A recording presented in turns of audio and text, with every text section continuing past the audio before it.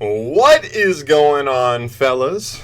Lady fellas. Welcome back to Just Nuts, guys. Today, talking about some news. We got the last Link Vrains pack monster revealed.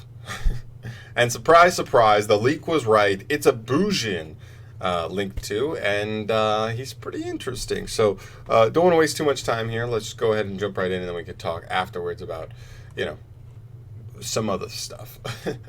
Anyway, starting here, we have Bujinki Awashima, a Link to Light Beast Warrior Link effect monster.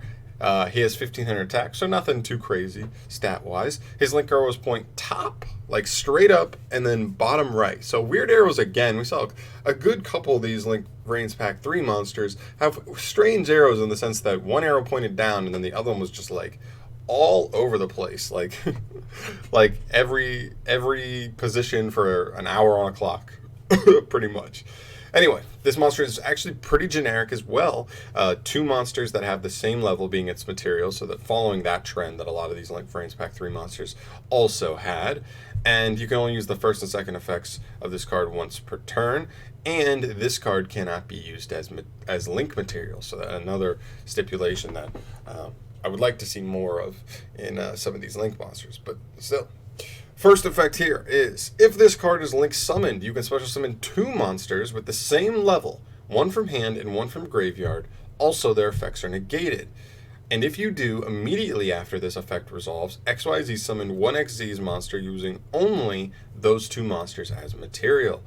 The second effect, if an XZ's monster this card points to activates an effect by detaching a material or materials, you can target one spell or trap card your opponent controls and destroy it.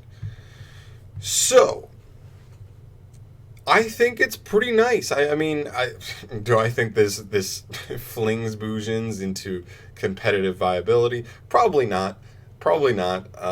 I still think Bujins probably lack like a really legitimately solid win condition that can keep up with like today with how the game works in 2019, but I still think it's encouraging. It's a nice start. They have multiple like boss monsters that are just rank 4s, like that take any two of the monsters in their archetype essentially, and this guy just helps you turbo into it. Instead of just putting two monsters on the field and making it, you can end this plus that with the possibility of also popping a back row as well. So I think it's really solid. I think don't like, I don't know.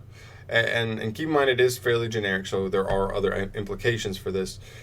But it is kind of weird because it does take a little bit of setup, and not in the sense of the monster in the graveyard, but more so the monster in the hand. You need to open a way to get two monsters at the same level on the board, and then also have another copy of the desired level in your hand to be able to get the double special off of this. So it does take I don't want to say specific hands, but it's not just the ability to get two monsters on board and you have to get two monsters on board and have one card in hand that fits with what you're trying to do on that play.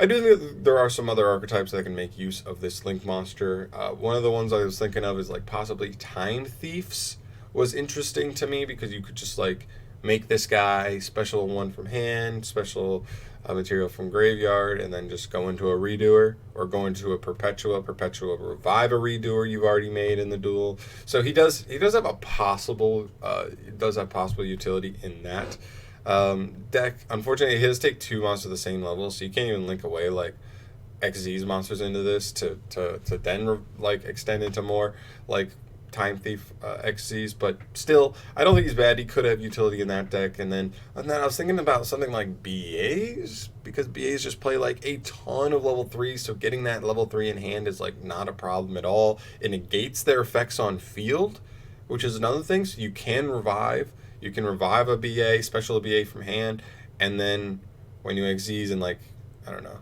The problem is you can't link your Dante off with this card to make like a Link 3.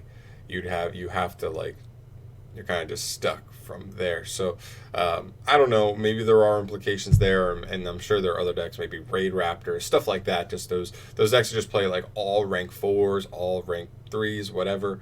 Those are the decks I'm mainly looking at here. I'm not entirely sure what specifically out of those archetypes will be like the best with this. I mean, obviously Bujin's probably can make the most use out of this card. But I'm sure there's some others that can have some utility there.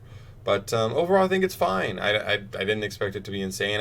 Part of it in my head was like, because they're saving this monster for last, it's just going to be like nuts, just like blow our minds with the last Link monster and its BUJINs of all of them. You know, and not the case. It's nice, but it's not crazy. So I like it. I don't think it's gonna break BUJINs by any means.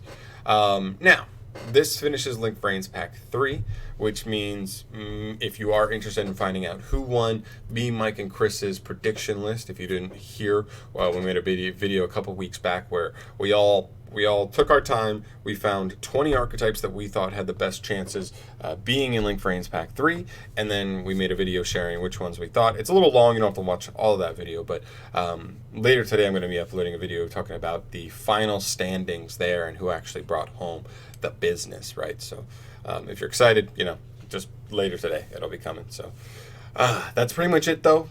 Cool BUJIN monster. Nothing crazy, though. Thank you so much for watching, guys. As always, if you enjoyed this video, go and subscribe to the channel if you want to see more news videos from me. And yeah, I'll see you in the next video. Peace.